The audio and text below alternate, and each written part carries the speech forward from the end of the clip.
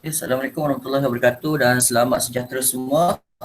Okay, harap semua sihat. Pastikan perut sudah berisi lah.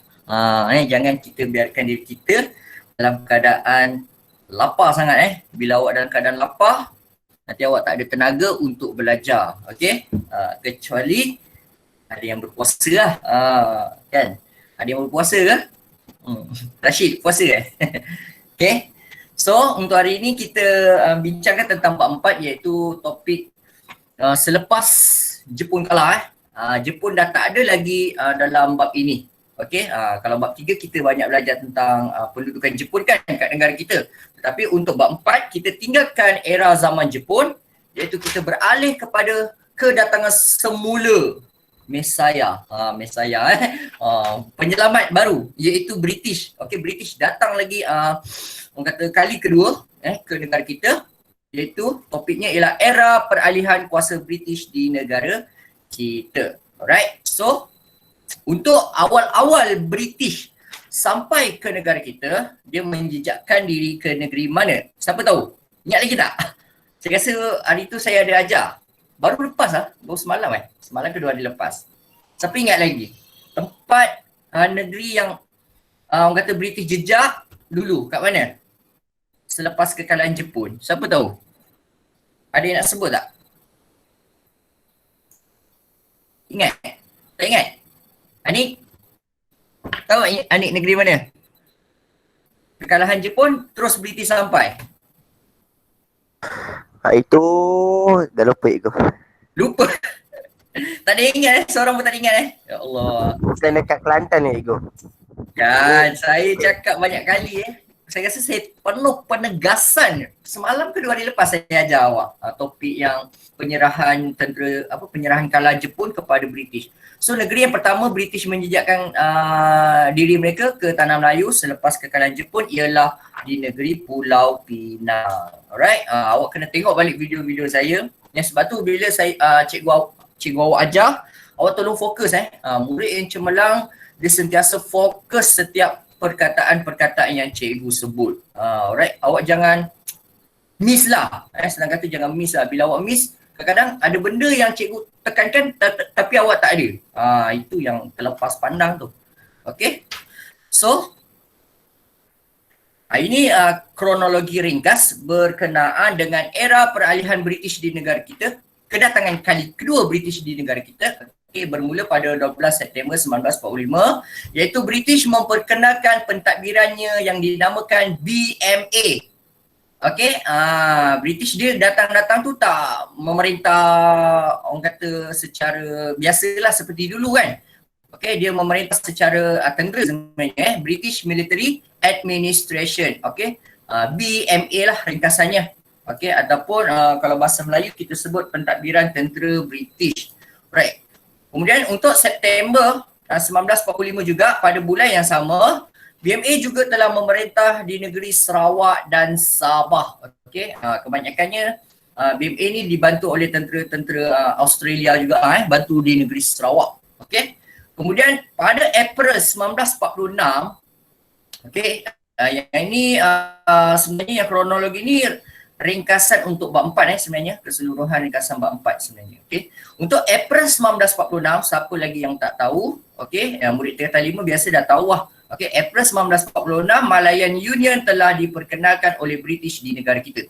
Okey, ini betul-betul yang kata dah bersifat nak menjajah okey, nak menjadikan tanah Melayu sebagai negeri yang berstatuskan tanah jajahan. Okey. Kemudian pada Julai 1946 untuk negeri Sarawak dan Sabah, okey, British pun ambil alih negeri tersebut. Okey, daripada penguasa-penguasa sebelumnya. Okey, daripada keluarga Brooke lah. Nanti itu kita bincangkan kemudian. Okey, so seterusnya untuk topik 4.1. Macam mana saya nak screen?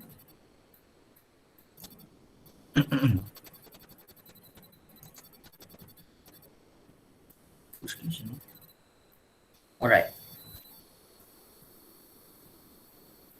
Okey, ini sedikit tentang latar belakang BMA BMA British Military Administration. Military tu tentera lah, ketenteraan. Administration adalah pentadbiran.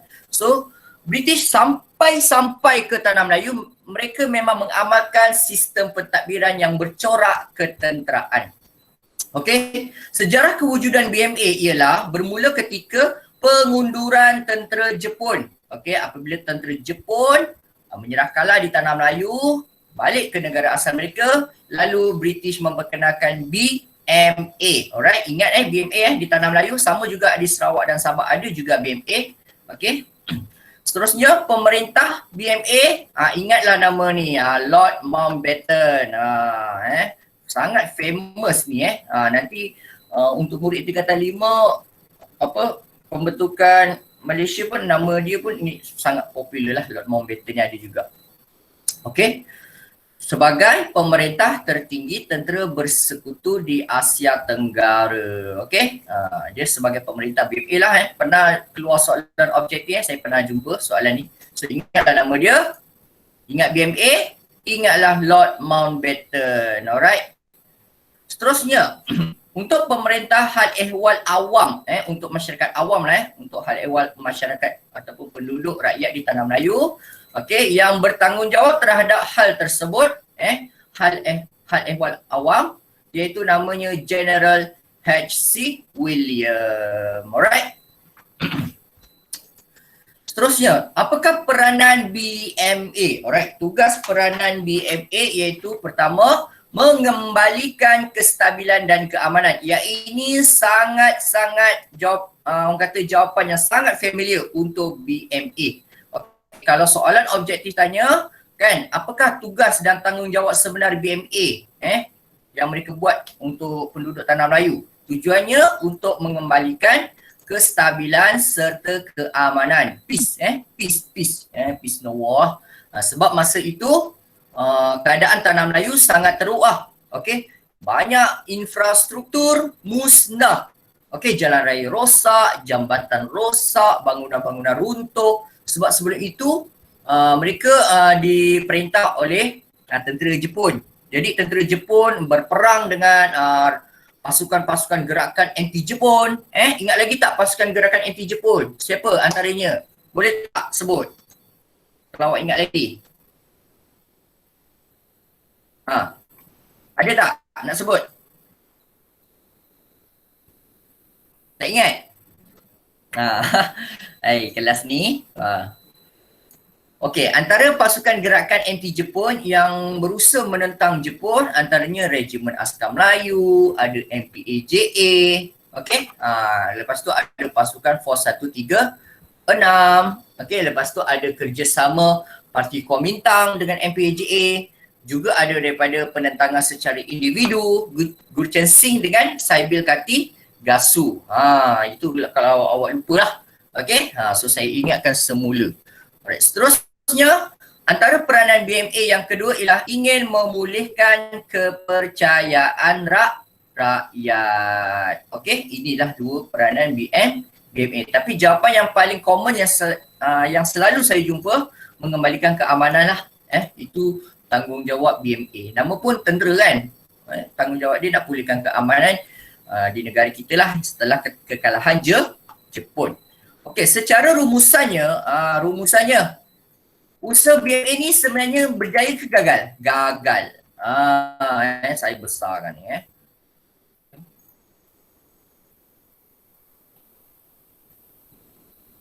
Dah tak boleh lah. Okey.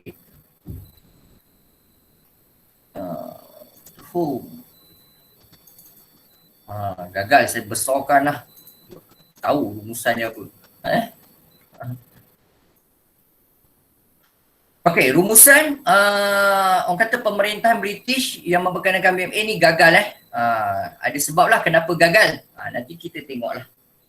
Okey, seterusnya. Soalan, apakah usaha BMA bagi nak pulihkan keamanan di Tanah Melayu? Apakah usaha-usaha BMA yang BMA cuba buat untuk pulihkan keamanan di Tanah Melayu? Pertama, langkah pertama British ini buat untuk pulihkan keamanan di Tanah Melayu ataupun kita sebut BMA. Pertama, dia membubarkan pasukan MPAJA. Yang ini awak kena ingat lah dalam minda awak.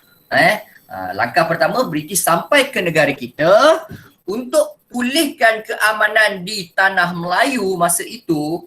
Masa tu ingat lagi tak? Saya ada ajar tentang keganasan 14 hari. Ingat tak keganasan 14 hari? Siapa yang lakukan? Pihak mana yang lakukan keganasan 14 hari? Semua senyap ni. Kalau malu sangat nak bersuara, tolong cuba awak type. Siapa pihak yang cuba melakukan keganasan selama 14 hari di tanah Melayu? Siapa?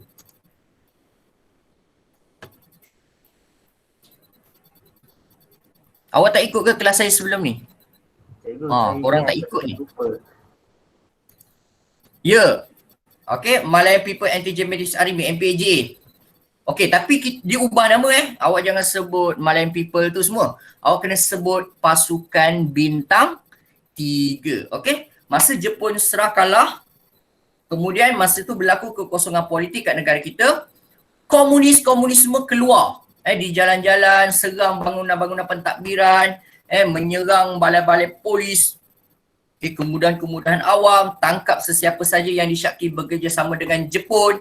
Alright, so keganasan itu berlaku selama 2 minggu iaitu 14 hari. Okey, Tentera Bintang 3. So, sebab itulah BMA turun. Bila dia sampai ke Tanah Melayu dengan membawa tenteranya yang dipanggil British Military Administration. Tujuan dia untuk memulihkan keamanan di Tanah Melayu. Lepas tu apakah cara ataupun usaha yang dia buat?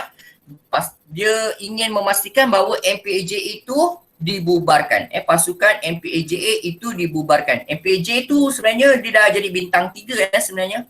Okey, dia tukar nama jadi Tentera Bintang 3. Okey.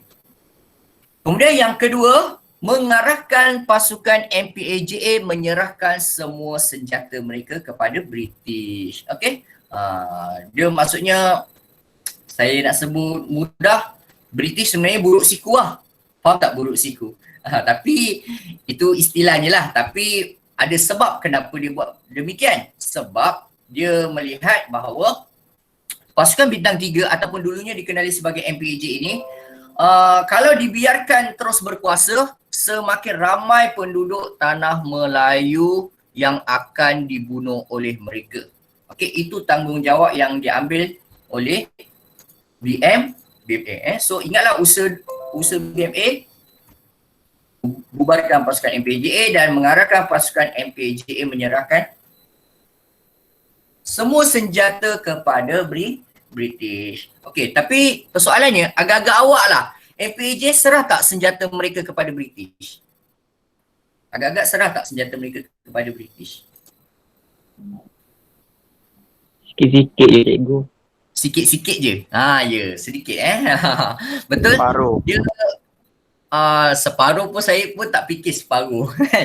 Kemungkinan lah tapi memang dia memang serahkan, tapi tak semuanya. Mereka menyimpan senjata-senjata tersebut di hutan-hutan. Okey, bawah tanah ke macam-macam cara lah dia orang simpan.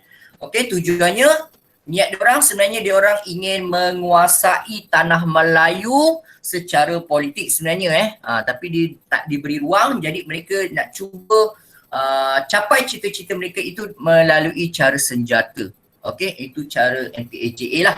Tapi sebenarnya dia bukan guna istilah MPAJA tau masa zaman tu. Dia dah guna istilah Bintang 3 sebenarnya. Tapi kat buku teks ni dia diguna pasukan MPAJA. Alright, sebab masa ini berlaku kejadian sebelum mereka sampai kan.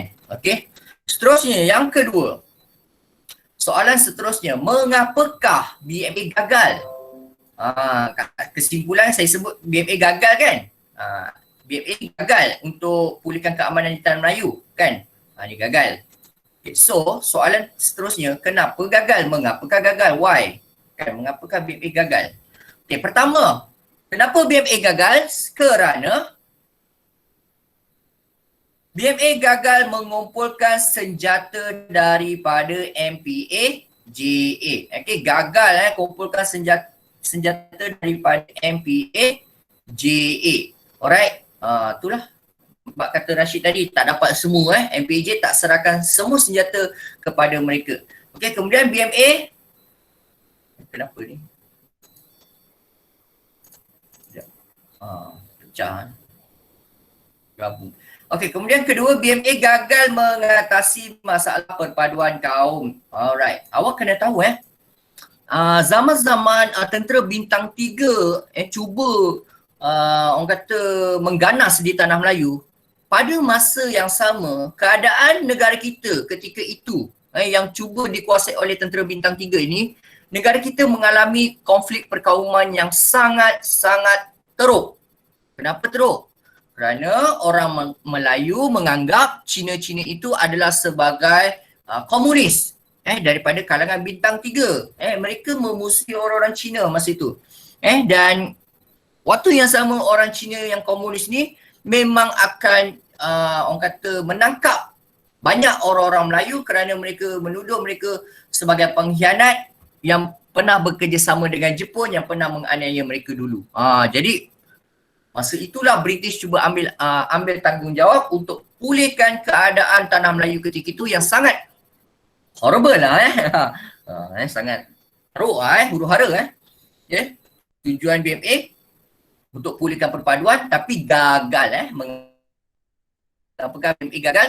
Kat mana? Sebab ketika itu peranan BMA untuk pulihkan perpaduan kaum dalam kalangan penduduk tanah Melayu tetap gagal. Alright. Kemudian yang ketiga, mengapakah BMA gagal pulihkan keamanan di tanah Melayu? Okey, kerana BMA gagal untuk hapuskan aktiviti-aktiviti jenayah, keganasan dan kongsi gelap. Okey, ketika BMA memerintah ni sebenarnya tak berjaya lah. Politik negara kita masa tu tak cukup stabil. Alright. Okay, sebab tu BMA ni hanya bersifat sementara saja. Okey, pentadbiran BMA ni hanya bersifat sementara. Alright. Gagal banyak aktiviti jenayah, rompak apa semua, keganasan, bunuh apa semua banyak, kongsi gelap pun banyak wujud ketika itu. Alright. Seterusnya soalan tentang BMA lagi berkenaan dengan topik BMA saya memang suka buat dalam bentuk soalan sebab BMA ni dia tak banyak sangat dibicarakan dalam buku kita lah dalam topik dalam bab 4 ni tak banyak sangat. So soalan BMA gagal pulihkan semula kepercayaan rakyat. Huraikan pernyataan tersebut. Apa maksud kehendak soalan ni sebenarnya? Huraikan pernyataan tu. Okay, pernyataan ni kata BMA ni gagal. Gagal sebenarnya dapatkan kepercayaan rakyat. Lepas tu awak kena bagi bukti. Ini kehendak soalan. Kehendak soalan mereka menghendaki bukti. Apa bukti BMA gagal sebenarnya dapatkan kepercayaan rakyat? Okey, tujuan asal memang nak dapatkan kepercayaan rakyat tapi tak berjaya. Okey, kerana ketika BMA memerintah tanah Melayu, amalan rasuah banyak berlaku. Okey, amalan rasuah sangat banyak berlaku. Itu buktinya. Ini keyword dia lah, rasuah. Okey, amalan rasuah gagal dibantras, gagal ditangani. Okey. Kedua, amalan menyorok barang, peras ugut dan pasar gelap di KL Kuala Lumpur lah, gagal dibantras. Okey. Ketika mana BMA memerintah tanah Melayu, sangat banyak kegiatan sorok barang. Sorok barang tu sorok barang keperluan lah. Seperti beras, gula, garam, barang-barang asas lah, minyak ke apa, mereka sorok. Tunggu harga naik baru keluarkan balik. Rakyat kesempitan untuk mendapatkan barangan keperluan hidup, barangan asas lah. Okey, barang untuk masak disuruh. Tunggu barang naik kan, dia orang keluarkan balik. Bila barang naik, rakyat tak mampu nak beli.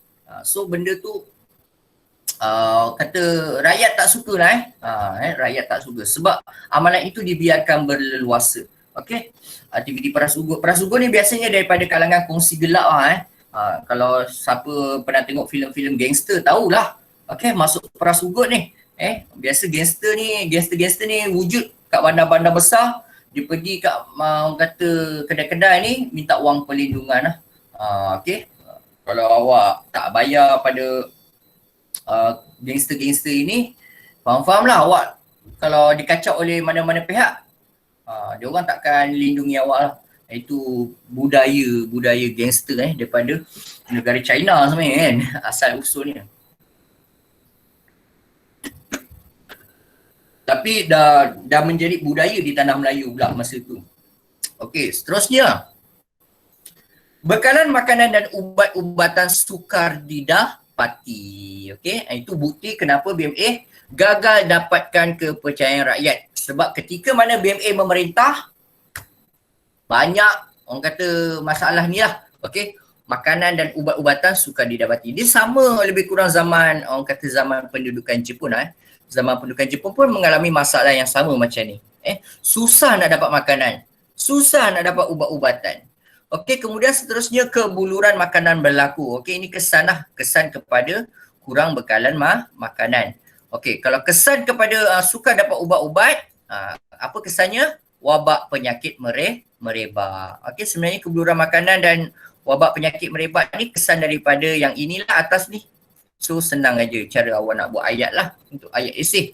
Okey, kemudian zaman BMA memerintah juga, mereka sangat sukar nak dapat orang kata jentera-jentera daripada luar negara lah jentera, mesin, alat-alat ganti, teknologi yang menyebabkan sosioekonomi sukar dipulihkan. Okey, itulah masalah ketika negara kita diperintah oleh BMA. Tapi tempoh dia sekejap tempoh BMA ni sekejap, tak sampai setahun dia start daripada lebih kurang Ogos atau September 1945. Okey, Ogos ataupun September 1945 sampailah April 1946. So tak sampai setahun pentadbiran BMA ini. Rakyat minta ubah segera pentadbiran. Kami tak mau pentadbiran kami ni pentadbiran BMA, military, pentadbiran tentera. Tak ada, orang kata tak ada struktur yang baik untuk memerintah sesebuah negara. Kan? Okey. So tukar pentadbiran. Tu yang nanti wujud Malayan Union. Okey, itu yang nanti wujud Malayan Union. Tapi nanti Malayan Union pun orang Melayu pun tak suka juga. Nanti itu cerita lain lah. Okey, seterusnya. Soalan seterusnya, apakah usaha-usaha BMA? Apa usaha BMA pula nak dapatkan kepercayaan rakyat? Kat sini dah gagal. Rakyat tak pernah percaya BMA. Rakyat tidak pernah percaya BMA. Lepas tu apa usaha-usaha cara-cara dia nak dapatkan kepercayaan BMA? Okay, so dengan caranya BMA cuba usaha untuk membaiki segala kemudahan-kemudahan awam. Kerosakan yang berlaku pada bangunan, infrastruktur, prasarana, akibat peperangan yang terjadi sebelum ini. Alright, kedua, usaha-usaha BMA ialah ingin menyediakan kemudahan kesihatan. Sebab dia tahu, waktu BMA merintah, Perintah Tanah Melayu, wabak penyakit sangat orang kata sangat luas dalam kalangan penduduk negara kita masa tu. Okay, so dia nak kembalikan semula kepercayaan rakyat, maka mereka telah mewujudkan orang kata kemudahan kesihatan seperti klinik dan sebagainya. Alright, klinik sediakan ubat-ubatan, pastikan bekalan ubat cukup lah. Yang ketiga, apakah usaha BMA untuk dapatkan kepercayaan rakyat semula, iaitu ingin memulihkan sosioekonomi Tanah Melayu dengan memulihkan ladang-ladang getah. Dan pulihkan lombong-lombong biji timah. Ketika zaman Perang Dunia Kedua, zaman pendudukan Jepun, banyak ladang getah dan lombong-lombong biji timah telah musnah. Itu zaman Perang Dunia Kedua, zaman pendudukan Jepun.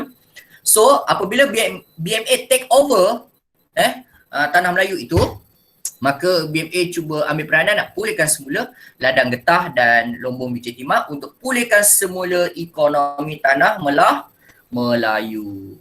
Alright. Habis. Ada soalan tak setakat ini nak tanya?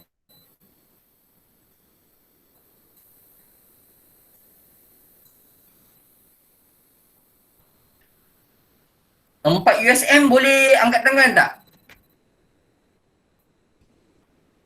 4 USM. Cuba siapa kat sini yang ada 4 USM? Samantha, Anik, Abdul Rashid bukan 4 USM Abdul Rashid 4 USM ke 4 UKM? Saya bukan ingat yang murid-murid baru ni. Afika ni kelas mana Afika?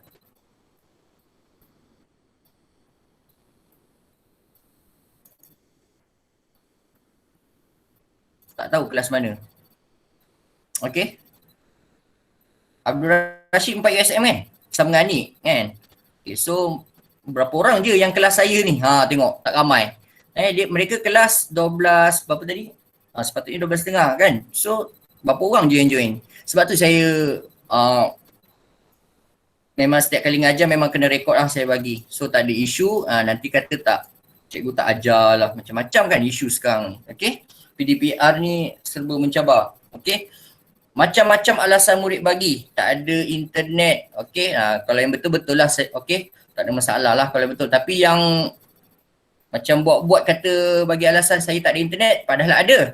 Dia buat main game. Itu kita tak nak kalau boleh janganlah sebegitu. Okay? Seterusnya, sambung topik Malayan Union.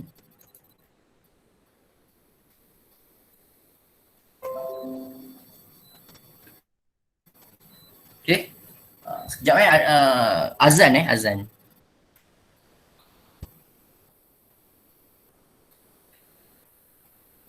Boleh baca dululah. Kan? Malayan Union ni topik penting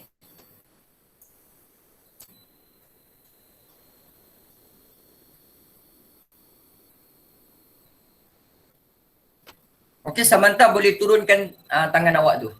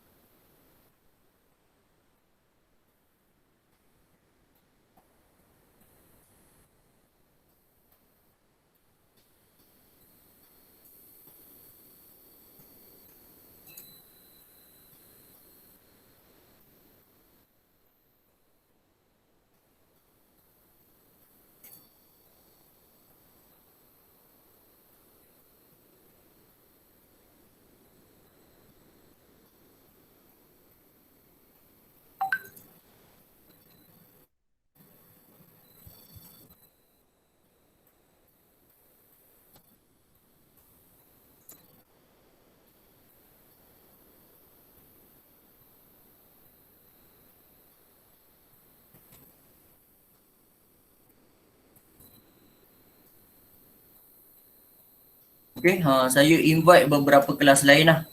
Okay, siapa yang nak join?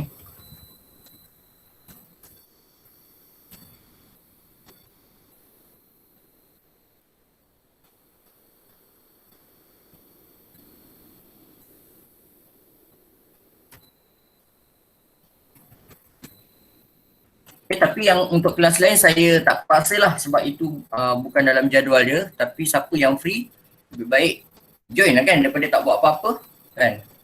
Daripada awak buat benda lain, biar belajar kan. Okay, belajar sejarah ni tak rugi sebab sejarah ni dah lah subjek wajib lulus kan. Okay, SPM lepas 15 orang gagal takkan awak nak dalam kalangan 15 orang yang gagal SPM. Okay, kita tak nak lah kita tak nak yang gagal SPM sejarah. Tapi untuk pencapaian korang yang tingkatan bukan tingkatan 4, tingkatan 5, tingkatan 4 kita tak ada exam lagi kan. Lebih daripada separuh gagal SPM sejarah bukan SPM yang ujian hari tu. So risau So cikgu-cikgu sejarah sekolah kita sangat bimbang. Tapi biasanya akhir-akhir SPM korang memang buat kejutan lah kan. Biasanya buat kejutan murid sekolah kita ni. Okay, jauh lah. Maksudnya tak sama dengan data yang kita dapat ujian-ujian ataupun peperiksaan kat sekolah. Bila SPM tu biasanya akan jadi lebih baik. Okey? Tapi kalau awak tak bermula daripada sekarang, awak akan susah sikit lah. So biarlah awak belajar sikit kan. Nantilah seminit awak nak ulang kaji, awak dah boleh memorize mudah lah. Okay. Okay, saya sambung untuk topik seterusnya iaitu 4.2 iaitu gagasan Malayan Union. Alright. Okay. So untuk latar belakang Malayan Union, Malayan Union ini telah diperkenalkan bagi menggantikan BMA. Alright, okay, ingat mula-mula British sampai kat negara kita lepas tamat Perang Dunia Kedua, selepas tamat orang kata pendudukan Jepun kat negara kita, British memperkenalkan BMA. Tetapi kesimpulan saya dah bagi tahu, BMA gagal, total fail okay, fail. Jadi tak dapat kepercayaan rakyat. Rakyat tak nak percaya BMA lagi. Tukar pentadbiran yang bercorak baru yang dinamakan Malayan Union. Okey, tapi nanti kat buku teks tingkatan 5 dia ada ubah istilah sedikit iaitu Kesatuan Malaya. Sama nanti awak akan pergi tingkatan 5, nanti awak jumpa Kesatuan Malaya. Kesatuan Malaya tu sebenarnya Malayan Union. Okey, dia hanya translate je daripada bahasa Inggeris ke bahasa Melayu. Okay, so seterusnya latar belakang BMA. Siapakah individu pihak British, pegawai British yang bertindak merangka pentadbiran Malayan Union? Siapa yang merangka tu pentadbiran Malayan Union tu?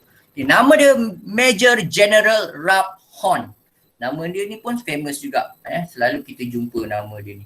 Okay, so awak ingatlah individu ini bernama Rob Horn ini. Okay, dia yang bertanggungjawab merangka sebuah pentadbiran. Macam mana nak mentadbir sebuah negara yang dinamakan Malayan Union? Dialah individu yang bertanggungjawab untuk merangka pentadbiran Malayan Union. Siapa nama dia? Major General Rob Horn. Alright. Dan seterusnya, ada lagi individu yang seterusnya. Siapakah individu yang bertanggungjawab membentangkan rancangan ataupun rangka-rangka pentadbiran Malayan Union ini, yang membentangkan di Parlimen British? Nama dia George Henry Hall. Alright, George Henry Hall. Ini Rob Horn yang merangka. George Henry Hall yang membentangkan rancangan untuk membentuk pentadbiran Malayan Union di negara kita di Parlimen British. Okay, kat negara dia orang lah. Okay. Dan rancangan Malayan Union ini diisytiharkan dalam warta kerajaan yang dinamakan Kertas Putih 6274. Alright. Nama kertas warta kerajaan rancangan Malayan Union dinamakan Kertas Putih 6274. Okay, next. Apakah tujuan penubuhan Malayan Union sebenarnya? Okay, kenapa Malayan Union perlu ditubuhkan? Kenapa perlu digantikan BMA? Sebab kita tahu kan BMA tak disukai rakyat. Rakyat tak percaya dengan BMA. Banyak rasuah, banyak amalan seruk barang, banyak amalan kegiatan peras ugut, jenayah, semua banyak sangat berlaku ketika mana BMA memerintah. Perpaduan kaum pun teruk masa tu, zaman tu. Okey, zaman BMA memerintah. So tak berjaya lah BMA. So antara tujuan sebab kenapa Malayan Union itu ditubuhkan, pertama ingin melicinkan sistem pentadbiran. Yang ni memang familiar lah jawapan ni. Pernah keluar soalan objektif, antara jawapan-jawapan yang disenaraikan tu jawapan melicinkan pentadbiran. Kenapa Malayan Union dianggap dapat melicinkan pentadbiran? Dapat orang kata melancarkan pentadbiran. Kenapa? Ada yang nak bagi pandangan tak? Kenapa BMA pula. Kenapa Malayan Union ini berjaya melicinkan pentadbiran? Ada yang nak respon ke? Tak ada? Semua tak berani kelas ni. Okay, so antara sebab kenapa BMA kenapa saya sebut BMA je ni? Antara sebab kenapa Malayan Union itu dapat melicinkan pentadbiran ialah kerana Malayan Union itu sebenarnya hasil gabungan beberapa buah negeri. Okay, semua negeri yang ada di tanah Melayu termasuklah Pulau Pinang serta Melaka. Semua negeri-negeri Melayu dan termasuklah 2 negeri selat iaitu Melaka dan Pulau Pinang. Bila gabungan semua-semua negeri itu dipercayai dapat melicinkan pentadbiran. Tak payah nak pentadbiran berasing-asingan. Kalau sebelum zaman pendudukan Jepun, British memerintah negara kita, British ada 2 pentadbiran satu pentadbiran negeri-negeri selat, satu pentadbiran negeri-negeri Melayu bersekutu. So ada 2 jenis pentadbiran. Negeri-negeri Melayu tak bersekutu, British tak pernah gabungkan. Cuma British letakkan penasihat kat negeri-negeri tersebut. Itu beza dia. Okay. Tapi bila idea Malayan Union itu nak dibuat pada tahun 1946, okay, maka British mencadangkan supaya negeri-negeri Melayu itu semua digabungkan, disatukan dalam satu pentadbiran beserta dengan 2 negeri selat iaitu Melaka dan Pulau Pinang. Singapura tak masuk lagi. Singapura tak pernah masuk dalam Malayan Union. Singapura juga tak masuk dalam PTM, Persekutuan Tanah Melayu. Alright. Singapura hanya join kita pada tahun 63, sekejap saja. Okay, lebih kurang nak dekat 2 tahun. Okay, join dengan Malaysia masa tu. Itu nantilah awak belajar. Okay. Seterusnya.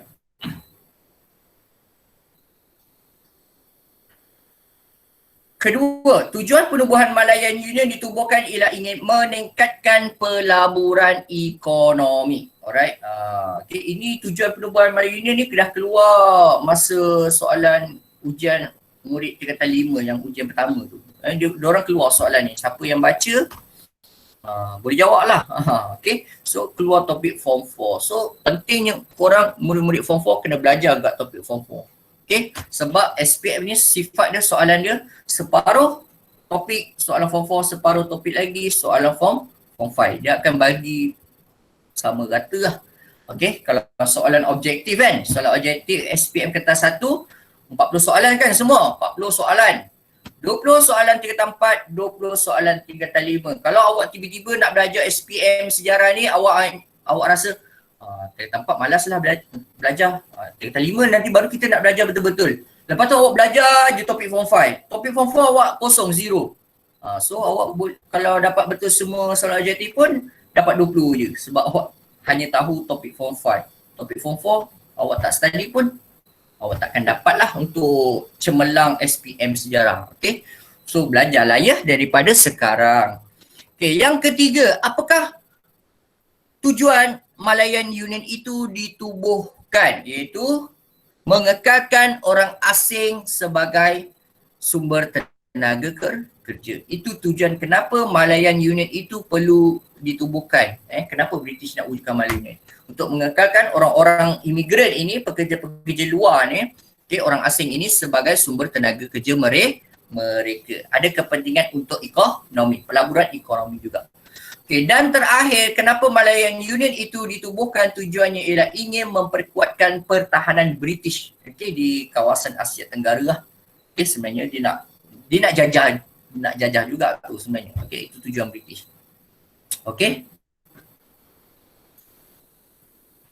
Okay, ini saya tambah lagi Tujuan penubuhan Malayan Union yang lain ialah ingin mengekal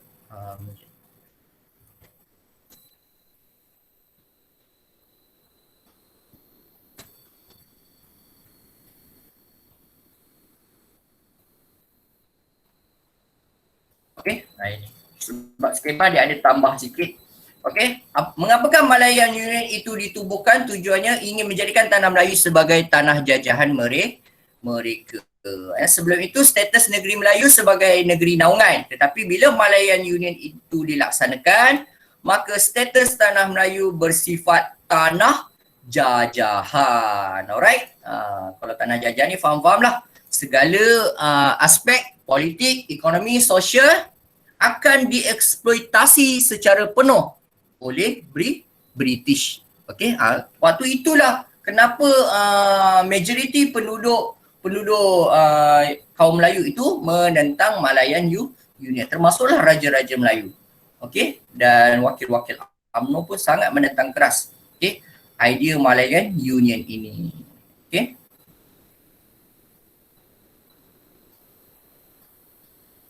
Okey, yang ni boleh tak saya minta awas. Okey, kat sini muka surat 96. Okey, awak tengok buku teks muka surat 96. Okey, cuba awak cari jawapannya. Okey.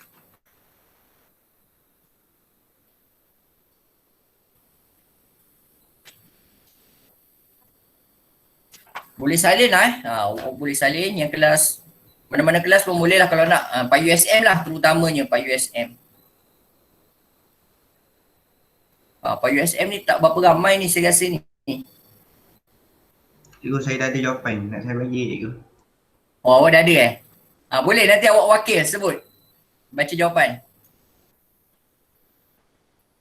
Yang lain sementara yang lain tu cari jawapan juga cari jawapan. Kronologi gagasan Malayan Union ataupun pembentukan idea Malayan Union. Proses dia macam mana? Proses dia. Proses pembentukan Malayan Union kat negara kita tu bagaimana proses dia. Okay. Bila ada anak panah ke ni kronologi, ia berbentuk orang kata proses sebuah proses. Okay, sekejap lagi.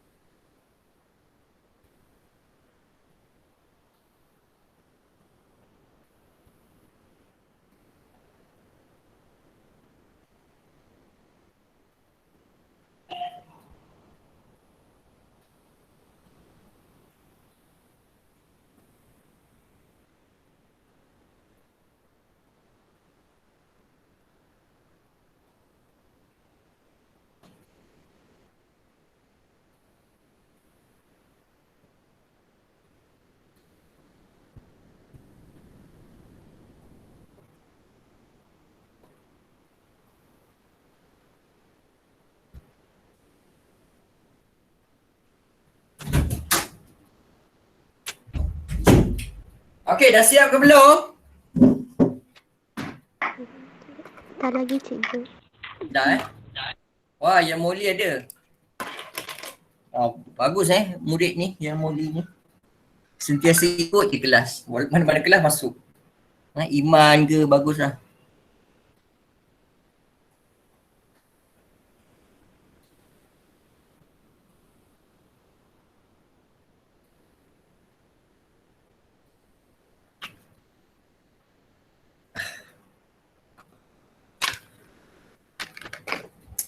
Okey. Sambung.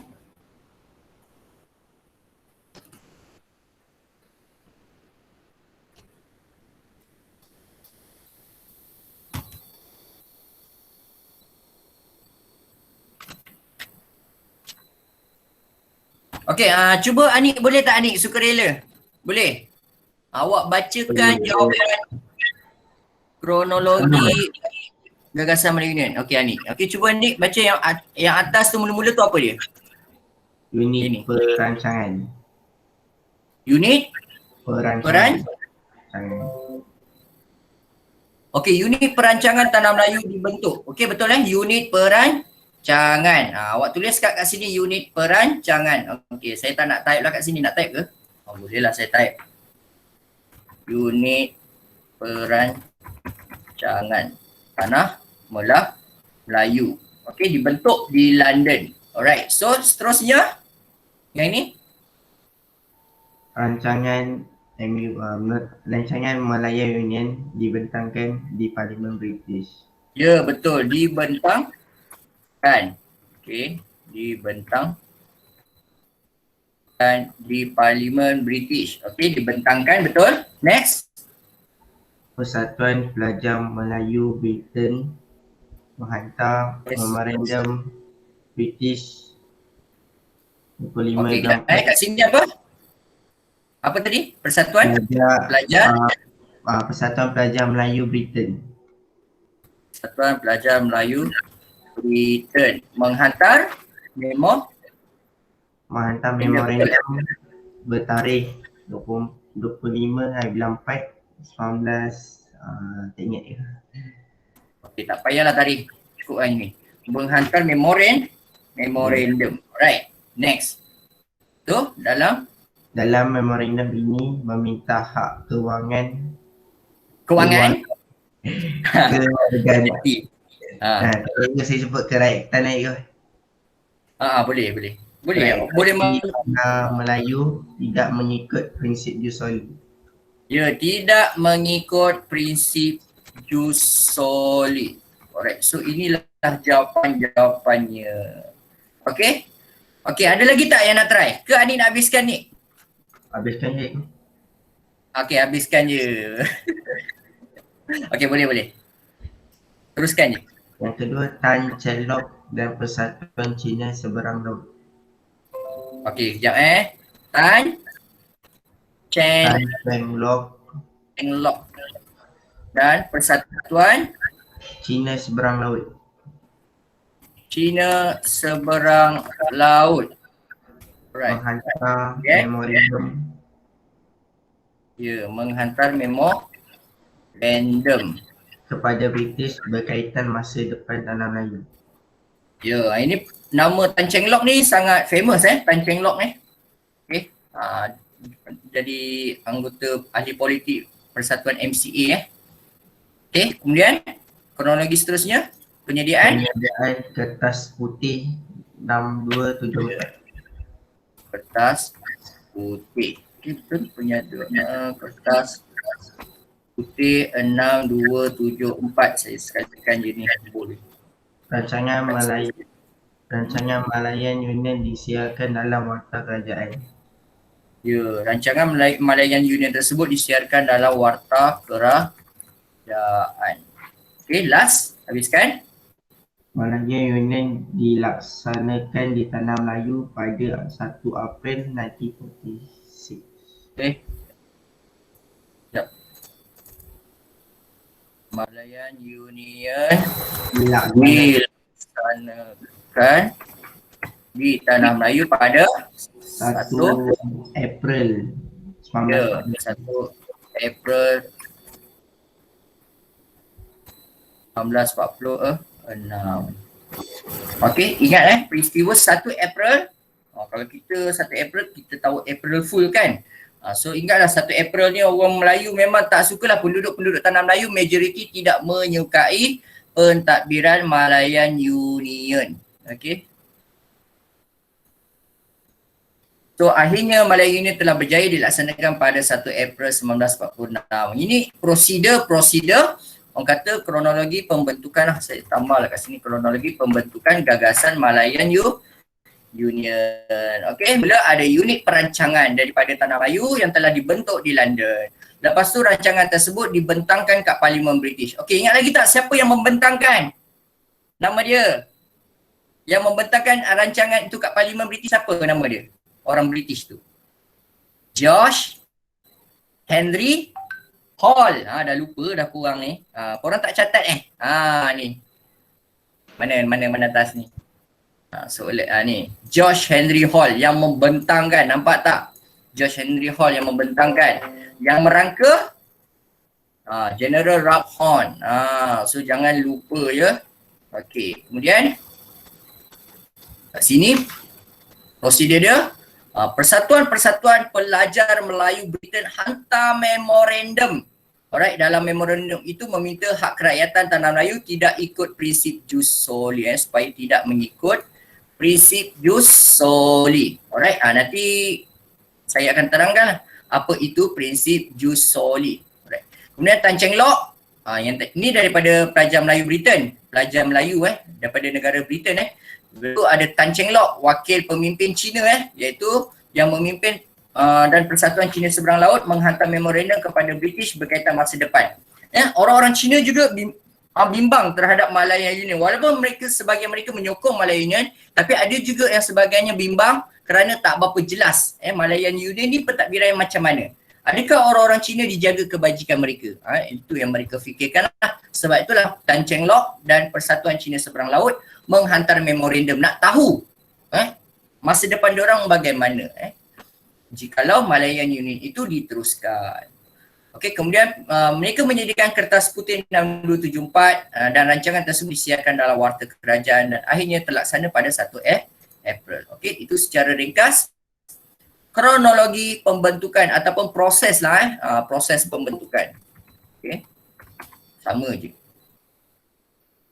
Right. So, seterusnya yang ini pernah keluar soalan objektif soalan objektif saya buat soalan-soalan Persatuan Pelajar Melayu Britain. Apakah isi kandungan memorandum yang dihasilkan oleh Persatuan Pelajar Melayu Britain? Okey, pernah keluar soalan objektif So awak kena tahu antara isi kandungan mereka inginkan, tak mahu isu kerakyatan ataupun soal kerakyatan di tanah Melayu mesti tidak mengikut prinsip jus soli. Okey, itu antara isi kandungan memorandum Persatuan Pelajar Melayu Britain. Alright, itu saya ingatkanlah sebab saya pernah jumpa soalan objektif yang tanya beginilah.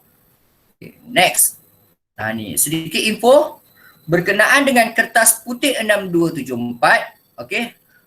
Ataupun rangka ataupun rancangan Malayan Union ini, apakah perkara-perkara yang terdapat dalam kertas putih ataupun rancangan Malayan Union ini.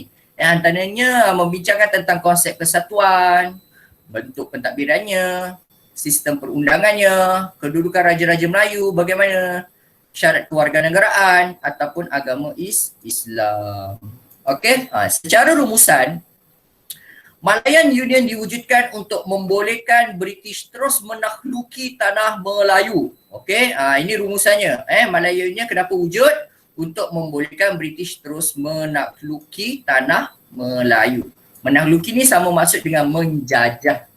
Okay, sebenarnya itu motif sebenar British nak wujudkan orang kata Malayan Union lah. Sebenarnya nak menjajah, nak luaskan kuasa dia lagi. Nak mengukuhkan kekuasaannya.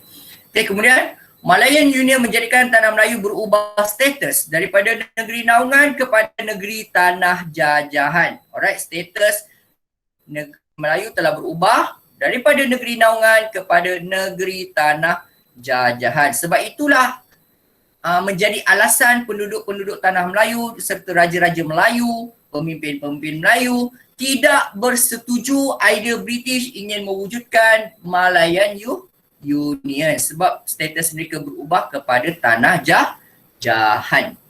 Okay. Soalan seterusnya ini. Apa maksud jus soli? Awak cari kat buku teks muka surat 96. Okey. Cuba cari. Apa maksud jus soli? Tak tahu cikgu. Kerakyatan jus soli. Dah tahu? Yang lain. Tempat lahir. Boleh kuat sikit Agnes. Syarat kewarganegaraan berdasarkan tempat lahir. Ya, syarat kewarganegaraan mengikut tempat lahir. Mengikut tempat lahir. Keyword dia tempat lahir. Ingat tu. Maksud jus soli ni syarat nak jadi kerakyatan mengikut tempat lahir seseorang itu. Okey, so maksud kat sini siapa yang lahir di negeri-negeri Melayu yang di bawah orang kata pentadbiran Malayan Union automatik menjadi warga negara Malayan Union. Itu prinsip jus soli. Itu yang tidak disukai oleh penduduk-penduduk kaum Melayu dan pemimpin-pemimpin mereka sebab Malayan Union mengutamakan kewarganegaraan mengikut prinsip jus soli. Walaupun mereka kaum lain, mungkin ada British, orang-orang British, orang Eropah juga yang lahir kat tanah Melayu masa itu, ataupun kaum-kaum lain yang lahir tanah Melayu ketika itu, masa itu awak kena tahu Malayan Union tahun 46, negara kita belum merdeka lagi.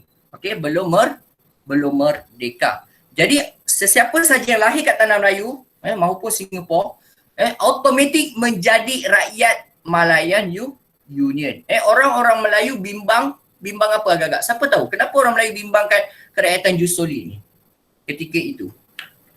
Ni soalan kebat ni. Ada yang nak beritahu saya, kenapa orang Melayu begitu bimbangkan Malayan unit ini yang mengamalkan kerakyatan jus soli tahun 46?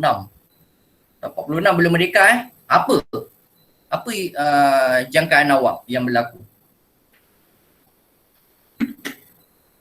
Ada nak beri jawapan tak? Soalan kebat ni. Tak ada? Ada yang cuba tak? Penduduk Cina lebih daripada pribumi.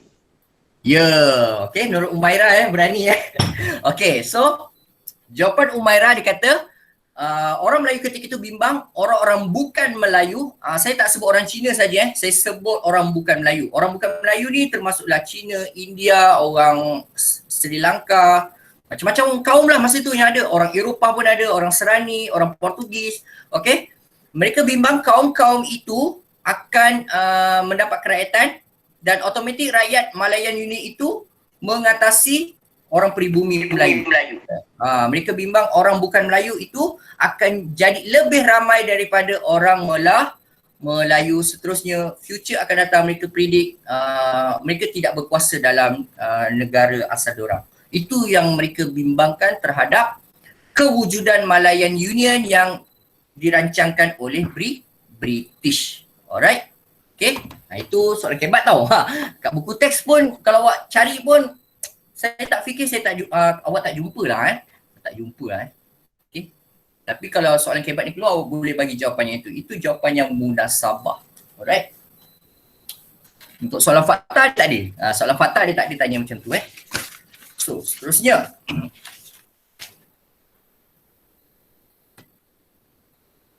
Okay. So maksud jus soli dah tahu Saya type sini syarat jus. Okey. Kalau contoh soalan macam ni ni sekadar bagi panduan cara awak nak menjawab soalan struktur maupun esei kalau keluar soalan macam ni, apakah maksud jus soli? Jangan terus bagi jawapan awak terus kena sebut jus soli, awak kena mulakan dengan soalan. Jus soli bermaksud syarat kewarga negaraan mengikut tempat lahir. Alright. Okay. So kena buat ayat lengkap macam ni lah.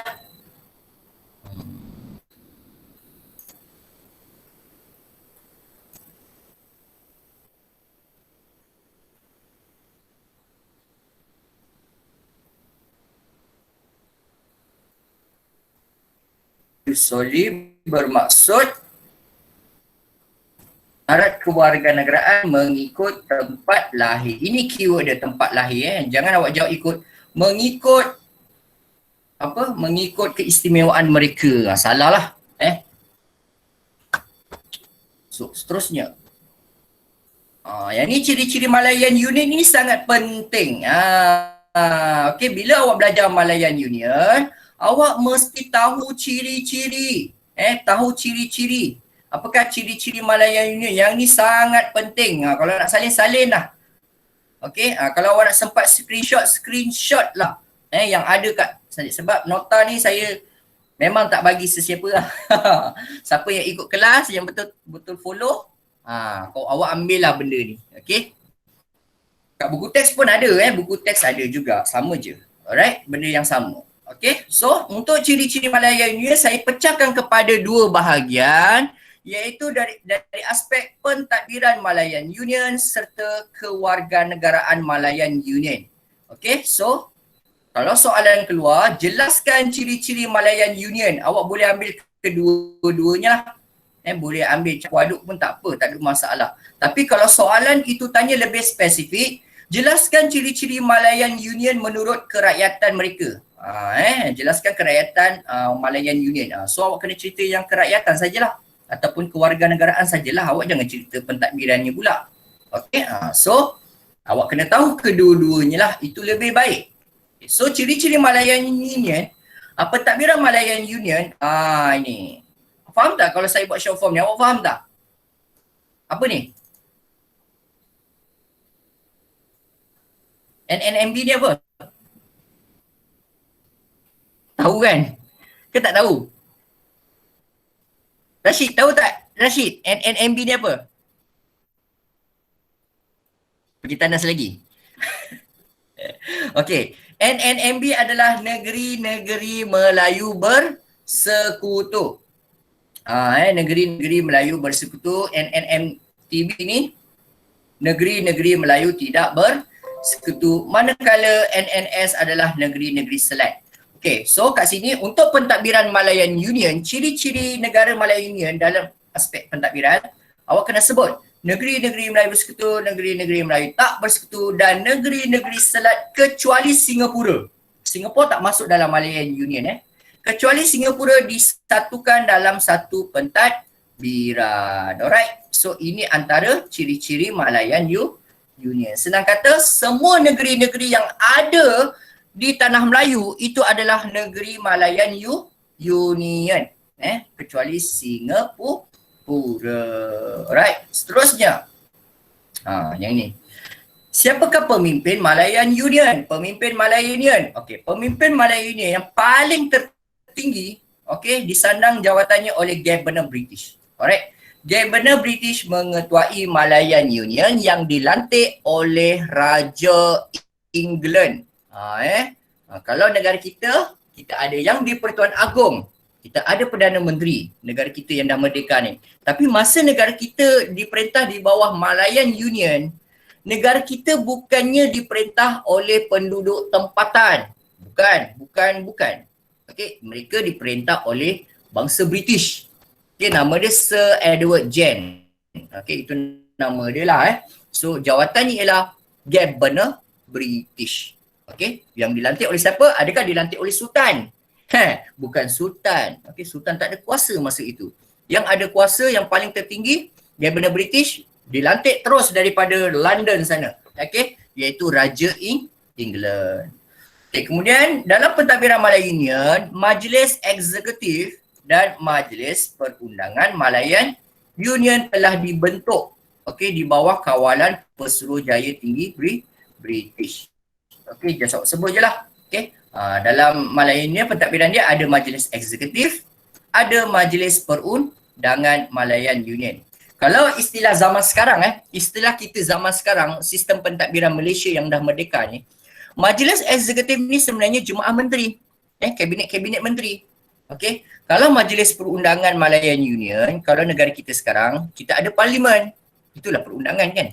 Eksekutif ni Jemaah Menteri. Okey, itu kalau zaman sekarang. Tapi zaman Malayan Union kita sebut dia sebagai Majlis Eksekutif dan Majlis. Majlis ni Malayan Union lah, MM ni. Okay, Majlis Perundangan Malayan Union. Dan kita nak tahu pentadbiran raja bagaimana? Apakah status raja, seorang raja ataupun sultan-sultan kita ni? Sultan atau raja-raja Melayu hanya menjadi ahli majlis raja yang hanya membincangkan agama Islam dan adat istiadat Melayu. Okey?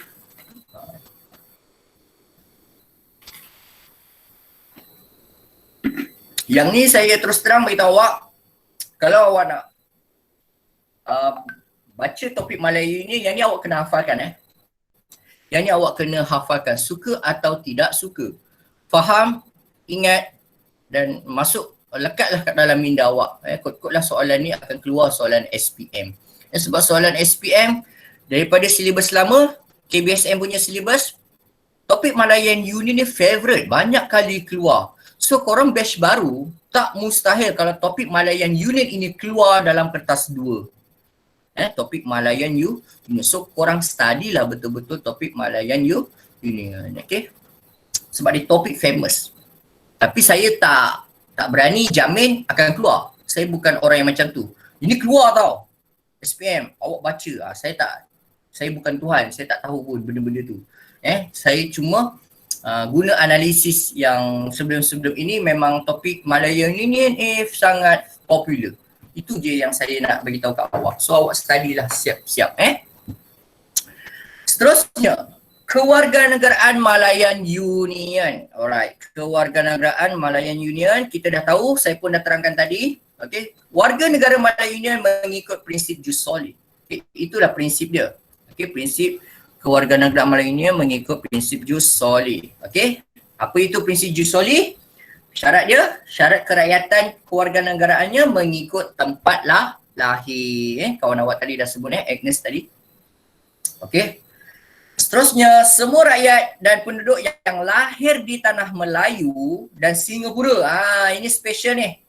Walaupun Singapura tak masuk dalam Malayan Union, tapi siapa sahaja yang lahir kat Singapura, kat Singapura, automatik menjadi warga negara Malayan Union. Nampak tak kat situ? Kalau kita tengok, Singapura masa zaman itu, orang Melayu dengan bukan Melayu. Orang bukan Melayu lebih ramai daripada orang Melayu. Penduduk Singapura zaman itu, tahun 46 penduduk bukan Melayu lebih ramai daripada orang-orang Melayu.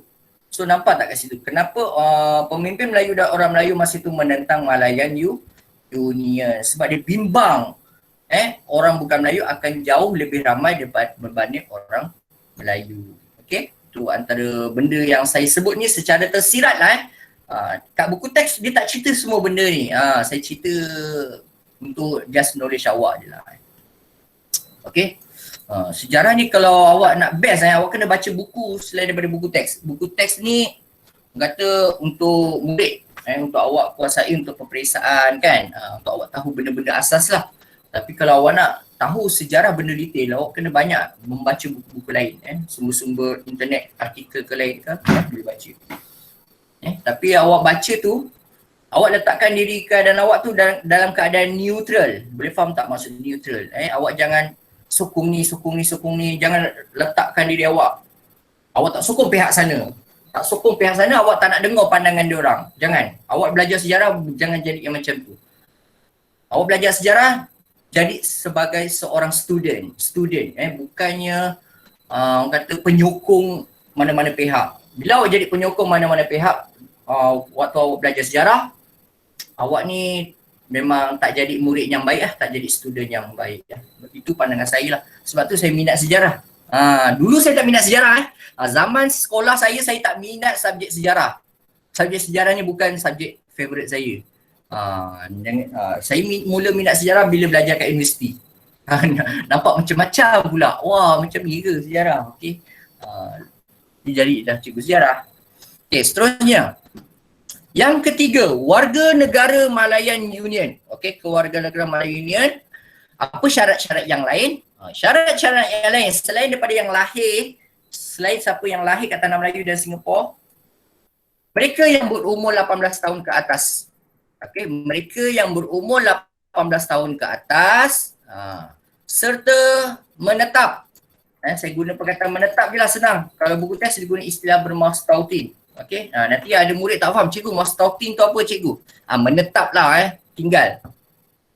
Dia tinggal selama 10 tahun hingga 15 tahun akan dapat kerakyatan. Walaupun dia orang tak lahir walaupun sesiapa pun, apa tak kisahlah dia orang Afrika ke yang ada kat tanah Melayu masa itu ke, dia umur dia dah atas 18 tahun tapi dia dah duduk lama kat tanah Melayu serta Singapura, terutamanya kat tanah Melayu dah bekerja lama kan, lebih 10 hingga 15 tahun, mereka terus diberikan kerakyatan kewarganegaraan Malayan Union. Boleh faham? Walaupun mereka tak lahir, mereka lahir kat Somalia ke, Afrika ke, tapi syarat 18 tahun je dan tinggal 10 hingga 15 tahun, automatik dapat kewarganegaraan Malayan Union. Itu antara perkara yang orang-orang Melayu tak suka terhadap sistem kerakyatan Malayan Union. Okey, next, kewarganegaraan Malayan Union. Mereka yang berumur kurang, ni kurang, maksud kurang ni bawah 18 tahun under 18. Berumur kurang daripada 18 tahun ataupun boleh dia sebut mereka yang berumur bawah 18 tahun tapi ibu bapa dia merupakan warga negara. Syaratnya ibu bapa dia dah warga negara dululah, akan diberikan kerakyatan. Okey, dia tak sempat lahir kat tanah Melayu. Okey, mungkin dia kanak-kanak, masih dia kecil dia lahir kat negara Britain ke negara, dia lahir kat London lah, tapi mak bapak dia dah duduk lama kat Tanah Melayu 10 hingga 15 tahun, tapi lepas tu dibawa anak dia, baby dia duduk kat Tanah Melayu. Okay, automatik anak dia tu terus dapat warga negara Malayan Union sebab bapak dia warga negara kan. So simple tak? Kerakyatan Malayan Union ni sebenarnya sangat longgar. Syarat-syarat kewarganegaraan kerakyatan Malayan Union sangat longgar. Mudah saja bagi kerakyatan kepada warga-warga luar. Sebab tu antara menjadi sebab mengapa pemimpin Melayu, raja-raja Melayu dan orang Melayu berdemonstrasi menentang Malayan Union. Okey. Okey. So, saya rasa saya stop dulu sampai situ saja. Ada soalan nak tanya? Tak ada cikgu. Kalau saya sambung lagi tu, banyak tu nak cakap tu. So, saya berhenti dulu setakat itu sahaja. Okey, kalau tak ada tanya apa-apa, kita berhentilah kat sini. Okey? Nanti pastikan jangan lupa pastikan jangan lupa subjek-subjek yang kita bicarakan tadi tu awak kena ulang kaji semula biar bagi awak ingat lagi. Okey? So 4 USM jangan lupa kehadiran EC. Okey? Kehadiran 4 USM EC. Okey? Tak ada Confirm tak ada tanya apa-apa? Tak ada cikgu. Okey. So sekian itu saja daripada saya. Terima kasih. Assalamualaikum warahmatullahi wabarakatuh. Selamat sejahtera. Bye-bye. Terima kasih cikgu. Okey, bye-bye. Terima kasih cikgu. Sama. Terima kasih, cikgu. Terima kasih cikgu. Sama.